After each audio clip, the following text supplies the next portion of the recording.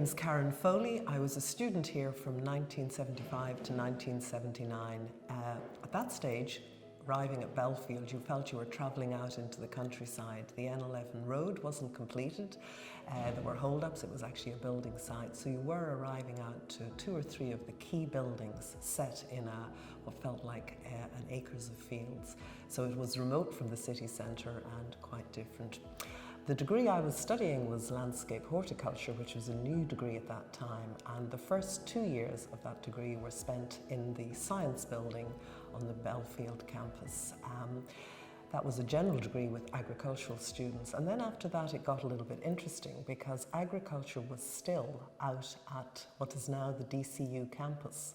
So for the 3rd and 4th year we were travelling across from what's now DCU out to Belfield, and also spent some time in Earlsfort Terrace. So students of that generation spent quite a bit of time travelling around the city. The landscape horticulture degree, you did your first 2 years at Belfield with science students in the science building, and then you went back out to what was the Albert College, now DCU. We spent part of 3rd year out there, but we also had a studio in what's now Earlsfort Terrace. So we spent our time travelling quite a bit around the city. The main buildings I remember at that stage, obviously the science block, the arts block, and what was called the admin building. They were the 3 main buildings that made up that campus at that stage. All are focused around the original lake. And these buildings, to my mind, seem to be set in quite an open landscape. Towards the end of my time there, the agricultural building began to be constructed. I think that opened in 1980. I had left Belfield at that particular stage. But as landscape horticulture, which was a new degree that grew out of the original horticulture degree, we had a component of design in that, and our design studio for the very first year was what's now the bookshop on the campus. One group of students were upstairs and another group were downstairs because the library building had really just been completed and extended. Landscape horticulture was a degree that came into existence in, I think, in the 1970s. It was a specialism of the original horticulture degree, which divided into landscape horticulture and what was called commercial horticulture. Landscape horticulture had an interest in people and the environment and plants for human benefits rather than, I suppose, for food. We were firmly embedded in agriculture. It was not until about a decade later that landscape horticulture changed to landscape architecture, and we joined in with the architects and the engineers in a new college at that stage. The agricultural faculty at that stage in the 1970s was moving from its original site out of the Albert College to the Belfield campus. So the building, which is now the agricultural building, was being built at that stage. Lyons Estate was the farm for the agricultural students, and horticulture actually had experimental research facilities out at St. Catherine's Estate in Lucan, so that was sold as well, and we ended up with 2 facilities here on the campus. The Thornfield at the top of Greenfield Avenue, which was where the glasshouse research was done, and then later on Rosemount became the Environmental Research Centre on the campus, and Thornfield was just sold by the university within the last couple of years, and of course now it's a new apartments off Greenfield Road.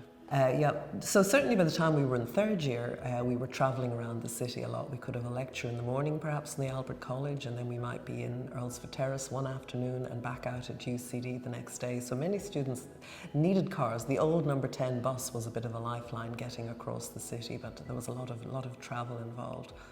For myself, arriving on the Belfield campus, I was just, I suppose, amazed in some ways by, the science block particularly. I hadn't really come across modernist architecture before, and there you had this wonderful building that I still remember very clearly. It has been changed over the years. This simplicity of the 3 main scientific disciplines, each with their own space with labs, and then a central block full of lecture theatres. So you had this great organisation of the discipline made visible in the actual building structure. Great clarity, and for, it was quite new and quite novel to me. The other aspect of the campus, it was quite bleak and quite open. And many years later, when I came back to teach here and I used to get students to do exercises on the campus, that was a comment that was used quite often. And it wasn't really until the O'Reilly Hall was built and created that sort of space in the centre, with the lake in the middle and the buildings on four sides, that there was a definite heart of the campus. But in the original days, when you'd ask students where would you go, where was the sort of main part of the campus, the lake was the main identifying area. The same way perhaps as Trinity College would have the front arch that people would meet underneath. If you're going to Belfield to meet people, it was by the lake, was one of the main places, unless you had a specific building to go to. The arts block, as it was then called, always seemed quite a daunting building inside. It didn't have the same logic that the science block had, and it always seemed like an amusing indication of a failure of a building when you went in and you had to follow strips of tape on the ground to find your way around that particular building. I think once you moved up to the upper floors, with more light up there, it was a more pleasing building to be in. The other impression of the campus was it was very much a sort of concrete and horizontal campus, though the exterior details of all the buildings had the linearity of that, and that gave it quite a distinctive quality as well. At a later stage, I was involved in a design competition for DCU, the campus design at DCU, and sort of looking at various Irish universities, you could see the DCU sort of red brick, UCD concrete, which I really liked, and Trinity obviously with its own qualities. Another memory of the early days of the campus was well, two things really struck me. One was the repetition of the concrete pavers with the Liscannor slabs in between in this very regular grid-like pattern, which gave a unity to the different buildings around the place. And I did hear at one stage that paving, that ground floor, had to be changed once the ATM machines came in, because they couldn't take the weight of the reinforced trucks as they were delivering the money into the holes in the walls. So that paving was changed in certain places. You'll still see some of it around the lake, and it's great to see it there. In design terms, one of the real qualities, I think, of the central core of the campus is the manipulation of the ground form around the lake. The level changes there as you move from the agricultural building towards the what was then the original restaurant building.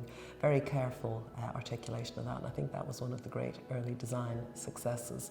It's been changed in some ways inevitably, because the original ramps to get from one level to the other, once different health and safety regulations and universal access came in, some of those ramps have changed, but I think they've incorporated those changes very well. So it's a very pleasant topographic change as you move through the campus that has been well handled.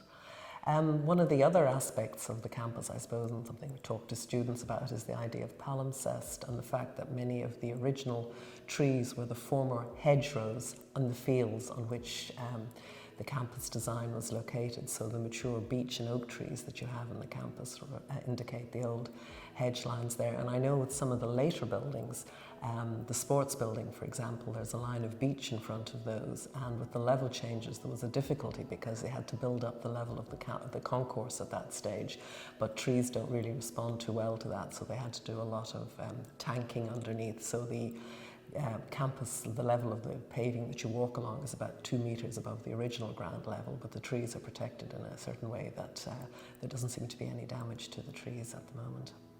I came back, I had one period back working at UCD in the 1980s for a couple of years, and then I came back again in 1994 to work in landscape horticulture, but very much behind my appointment was the idea of trying to get the discipline of landscape architecture established at UCD. Landscape architecture is a discipline involved with the design and management of external spaces, the planning and design of those, and there was a sense in the university it would be useful to have that discipline. It's not taught, it's still not taught anywhere else in Ireland. So I came back and started trying to put together a course of landscape architecture. One of the things you have to do is get external international accreditation for that. So I had to work with the national body of landscape architects and also the European body doing that. And I think we finally got our undergraduate degree in landscape architecture in 2004, 2005. That coincided with moving the discipline out of agriculture and joining at that stage architecture and civil engineering, and that involved a physical movement from the main Belfield campus and the agricultural building down to the Newstead building. Newstead was one of the original domains, historic landscapes on the part that made up the UCD campus. It had been owned by the Philips factory, it was known as. Philips, the manufacturers, had their Irish headquarters there. The factory building came available to the UCD authorities. They took it over, and civil engineering moved out of town and landscape architecture moved across from agriculture to join them. We were close to our colleagues in architecture who were housed in the Richview part of the campus. I think one of the things that was useful about the move, we very much enjoyed our contacts with people in agriculture. Land science is very important for landscape architecture, but architecture is a design discipline as well, and I think we felt that the design aspects of landscape architecture were better understood in groupings like that, so I think it was quite a comfortable move for us. And it was also very useful being involved with civil engineering, because civil engineering and landscape architecture have a good overlap as well. The former Philips factory building was turned into an educational space, and we ended up with very nice design studios on the former canteen floor of the Philips factory. So landscape architecture's enjoyed more than a decade there